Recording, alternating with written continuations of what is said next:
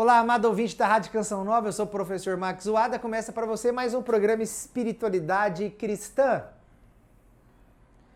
Começa também Profecia do Domingo. Vamos lá. Estamos numa sequência muito interessante de como Pedro aprender a ser cordeiro. E lembrando que cordeiro é o fracassado. O cordeiro é aquele que não tem habilidade, aquele que é o pobre por si só. O cordeiro no reino animal é o mais pobre em habilidade de todos os animais. Ele não tem nenhuma habilidade de defesa, nenhuma. Talvez você esteja assim. Você não era assim, mas você ficou assim por causa de toda a situação de vida. Você perdeu o casamento, você perdeu a empresa, você perdeu o emprego, você é uma pessoa que não conseguiu estudar, você é uma pessoa absolutamente fracassada. Em todos os aspectos. Mas se você não é em todos os aspectos, você é em algum aspecto fracassado. E é nesse aspecto que Deus quer entrar. Nessa atitude sua de vácuo. Talvez você seja uma pessoa viciada, talvez você seja uma pessoa com crise existencial. Quando eu falo nessa situação de vácuo, é nessa situação de vazio.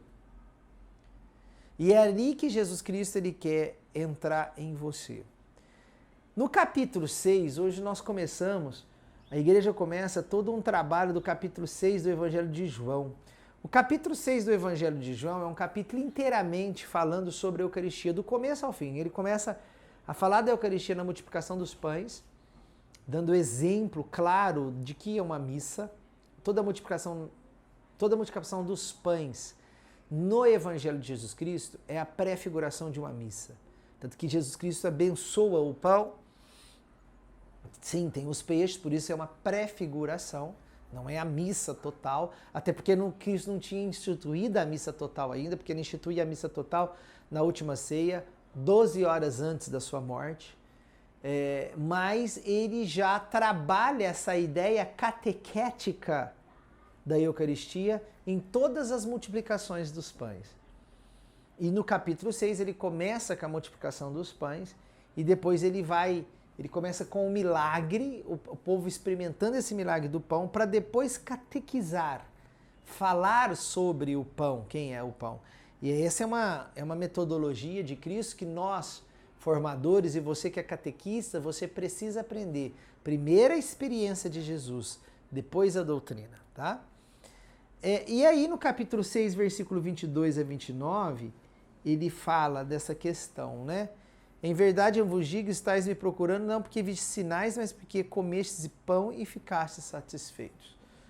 Quando Cristo fala isso, ele fala numa situação em que a multidão, depois de ter comido este pão que ele multiplicou na multiplicação dos pães, Cristo ele entra com os discípulos entram no barco e vai para o outro lado do mar, e Jesus Cristo ele vai atrás andando sobre as águas, aquela passagem que Cristo anda sobre as águas.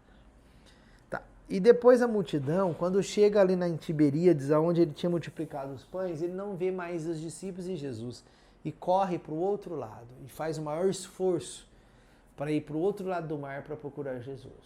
É uma procura sem medo. Uma procura que o povo buscou Jesus Cristo sem obstáculo. É uma procura absolutamente corajosa e faminta por Cristo. E quando eles acham Jesus, Jesus proclama isso que eu acabei de dizer, né? Estão me procurando não porque viste sinais, mas porque comestes pães e ficaste satisfeito. Esse pão que ele come, fica satisfeito, já não é um pão normal, é um pão do efeito do milagre da multiplicação dos pães, é um pão abençoado. É um pão, aquele que eu falei, né?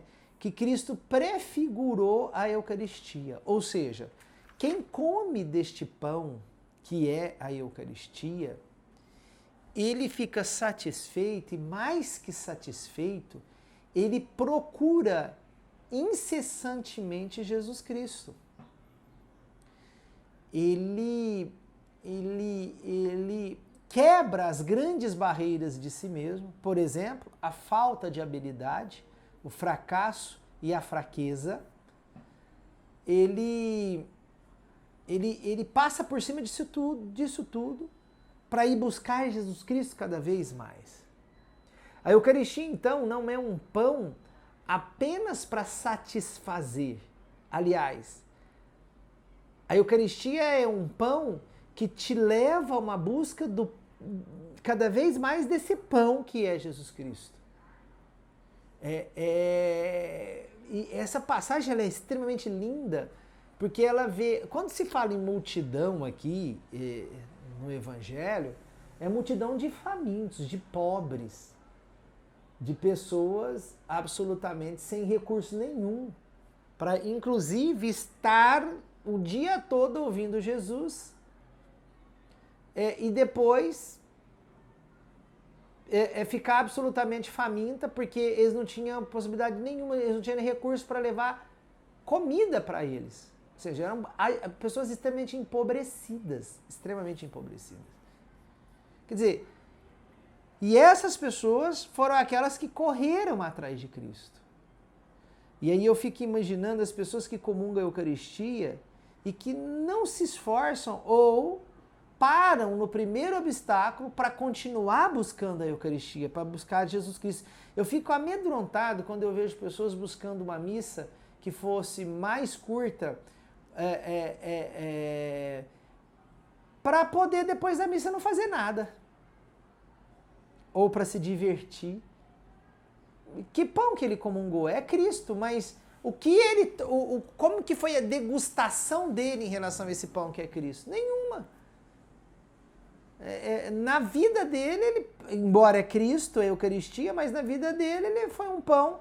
A pessoa que comunga esse Jesus e que não aceita obstáculos ou empecilhos na busca de Cristo, ele comungou uma Eucaristia que é Jesus, mas ele traduziu como se fosse um pão sem sabor. Então, o Evangelho do capítulo 6, versículo 22 a 29, é o que nós estamos aí trabalhando agora, ele mostra o seguinte, que a Eucaristia ela gera dois frutos em nós. O primeiro fruto é o fruto de buscar Cristo, apesar de todos os obstáculos. O segundo é ficar satisfeito. Não é o satisfeito primeiro para depois buscar Cristo, né? Eu acho isso bonito, né? Mas é buscar Cristo para depois estar satisfeito. Ou seja, o satisfeito significa força, né? Não, eu busco Cristo para depois eu ter força. Não é eu tenho força para depois buscar Cristo. Isso é errado. Aquele negócio, eu vou melhorar, eu vou ficar bem para eu ir na missa. Não, a missa não é o lugar das pessoas que estão bem. A missa é o lugar das pessoas que não estão bem. Eu tô mal hoje, eu briguei, eu tô com o coração partido, então eu não vou na missa hoje. Não, a missa é para aqueles que estão com o coração partido. A missa é para aqueles que estão em pecado. Entendeu? E aí você participa da missa, mesmo em pecado, e não comunga a Eucaristia. Por quê? Porque existe regras, normas, limites. Depois da missa você busca um padre para confessar. Porque a missa, por si só, ela é a graça de Deus que cura os corações feridos. Então, aquelas pessoas que comungam a Eucaristia, mas que não suportam desafios para buscar Jesus, esperas, incômodos, você não comungou a Eucaristia como deveria ter comungado. Você pôs Cristo dentro de si, mas traduziu como se fosse um pão qualquer. Deus abençoe e até amanhã.